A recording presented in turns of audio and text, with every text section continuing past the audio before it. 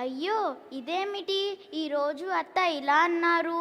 నా బిడ్డ వనవిహారితో నేను నీ పట్ల ఉన్న అనురక్తిని ఉపసంహరించుకున్నాను, నువ్వు నన్ను బంధించలేవు అన్నారు. నాతోనేమో ఇదిగో చూడు, నేను నా మనస్సును విప్పి వదిలివేశాను. నువ్వు నన్ను ఏమి చేయగలవు? నేను కేవలం మానవ మాతృరాలినా ఏమిటి అన్నారు. అవునులే, నాకు ఈ శాస్తి జరగాల్సిందే. నల్లమందు ఇవ్వలేదని ఒక మారు కోపముతో ఆమెపై వంకాయ విసిరి మహా అపరాధం చేశాను.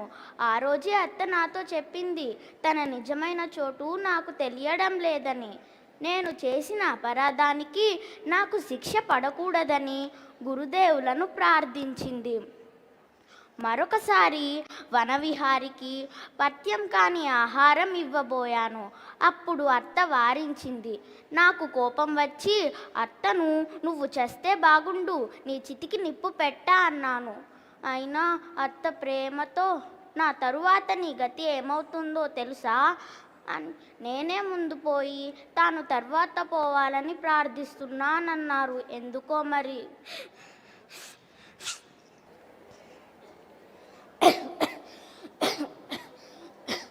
ఎంతకు తగ్గని దగ్గు.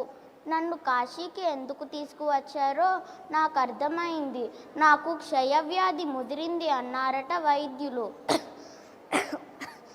ఇక నాకు మరణం తథ్యం.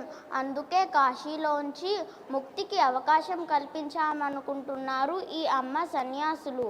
వారికి నా గురించి ఏం తెలుసు? ఓ సన్యాసి సోదరులారా, ఎందుకు నన్ను మభ్యపెట్టి కాశీలో ఉంచాలనుకుంటున్నారు?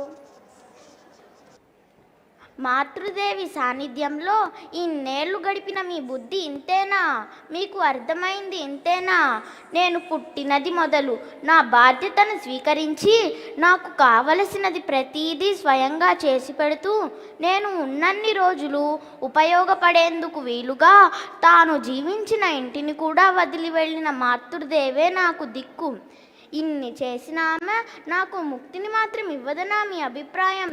నేను చెత్త కుండీలో పడి మరణించినా ఆమె కృపాకటాక్షం వలన నా ముక్తి నా చేతుల్లోనే ఉంది. దీని గురించి మీరు కలత చెందకండి. నా కోసం మాతృదేవి వదిలి వెళ్ళిన ఇంట్లోనే నా ప్రాణాలు పోతాయి. నన్ను జయరాం బాటికి తీసుకుపోండి, నేను మాత్రం అమ్మ దగ్గరికే చేరుకుంటాను. ఆహా, అదుగో అమ్మ నన్ను పిలుస్తుంది. అందరికీ సెలవు, అమ్మఒడికి చేరుకుంటున్నాను. జై మా.